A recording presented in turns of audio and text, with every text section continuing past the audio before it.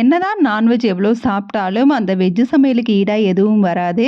நான்வெஜ்ஜ விட வெஜ் சமைக்கிறது கொஞ்சம் கஷ்டம் தான். நான்வெஜ்ஜ குயிக்கா செஞ்சு முடிச்சிடலாம். ஆனா ரெகுலரா நான்வெஜ் சாப்பிடணும்னா கண்டிப்பா நம்மளால முடியாது.